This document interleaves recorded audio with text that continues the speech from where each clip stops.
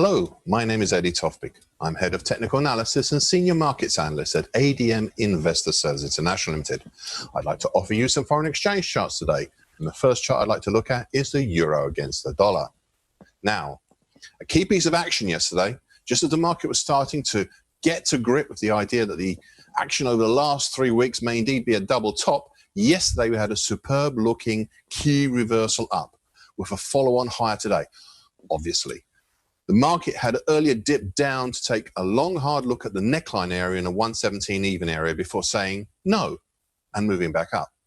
Today, the market has moved higher still. Over the broken 2011 today downtrend, currently at 118.18, had capped yesterday's action and settling right now just under that broken trend line and under the important June 2018 high at 118.51. Now, this does not mean that the idea of a double top is over. No, indeed. It, however, does mean that it is put on hold for now at least. The next chart to look at is cable, aka sterling against the US dollar. A second bearish black crow yesterday and a suitable follow-on lower to the previous session's bearish dark cloud cover pattern. The market continues to be capped by the March high at 131.99 and the key 50-cent Fibonacci line for the whole of the 2016 move at 132.33, possibly now for a third time. Hence, we may have a ragged double stroke triple top pattern going on here for the last 3 weeks as prices have seemingly failed yet again to breach that March high. Below, we still have the weak looking but surprisingly sturdy broken upper channel line from the April to June mildly bullish channel. That's currently at 129.93. Interestingly, we could look at this as a proxy for a neckline if we indeed view the third top as the right shoulder of a mini head and shoulders top. If that is the case, then an initial target X would be in the 128.75 area for a pullback up to the neckline and then perhaps a drop down to the full potential target X1 in the 127.50 area. This is by no means a done deal, but an interesting concept that may play out. Today, we've contrad the last 2 days' action and moved back up away from the supposed neckline so far. The next chart to look at is euro against sterling. A second bullish white soldier yesterday and a suitable follow-on to the previous session's bullish thrusting pattern. It also has given us the potential for a possible weekly key reversal for this week.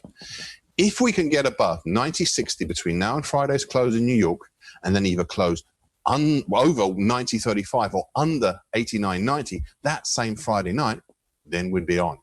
Meanwhile, yesterday's action punched back up and closed over the combination of the short stroke medium moving average at 90.45 and the broken lower time currently at 90.17 of the June to July bullish shift pitchfork.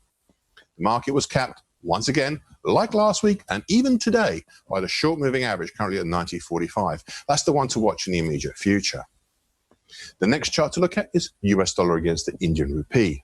A combined bullish double and opening white Mariposa yesterday. It was much like we saw 3 weeks ago when we were down at the same levels. And interestingly, that also happened on a Tuesday and a Wednesday.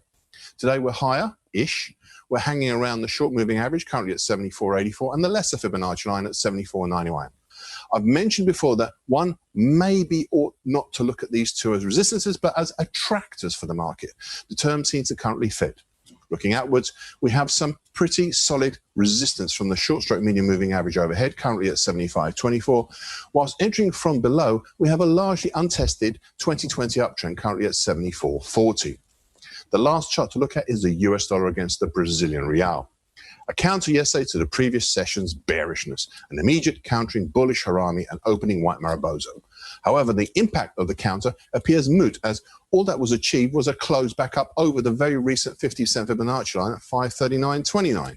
We were higher than this 2 days ago, though admittedly we did make a new high that had not been seen since late June. We seem to be moving up and away each day from the medium moving average, currently at 535, and all the issues that surround it there, though we also still have the overhead resistance at 550 area. Well, that about wraps it up. So in the meantime, good trading and stay safe in the markets and in real life.